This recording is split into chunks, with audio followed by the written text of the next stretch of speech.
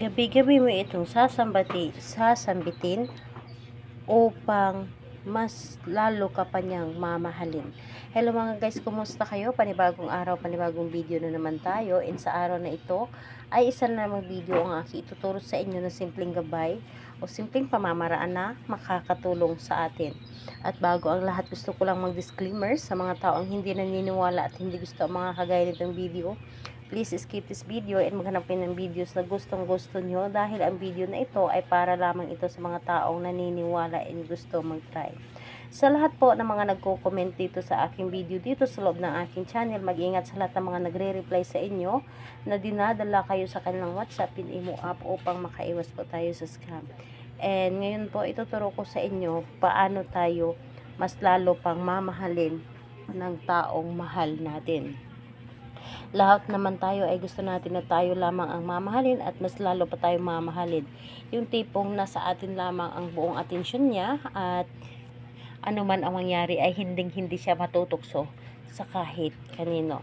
Ito ang aking ituturo sa inyo ngayon na napakadali lamang gawin at ang ating gagamitin lamang natin is yung nakikita lamang ninyo sa screen is yung papel at panulat lamang. Pero kung mas maganda na meron kayong panulat na pula, mas maganda po pula ang ating gamitin, pero kung wala, ini-color na lamang po ang ating gagamitin.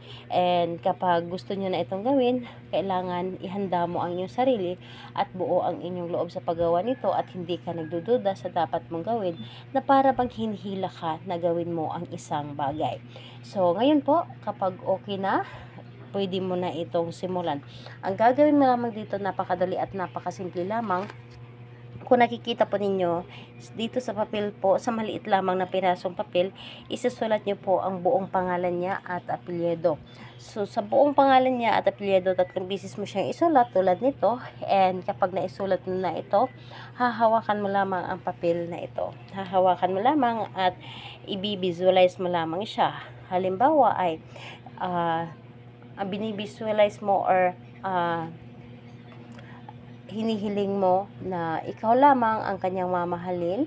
Ako lamang, halimbawa na ay pangalan niya, apelyido, at isunod mo ako lamang ang iyong mamahalin.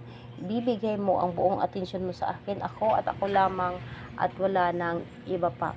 Ako lamang at kailanman ay hindi ka matutokso sa kahit kanino. So sabihin mo lamang dito lahat-lahat ang iyong nais at kailangan na nanggagaling sa iyong puso lahat ang mga sinasabi mo at with feelings yung pagkabanggit po ninyo or pagkasabi po ninyo.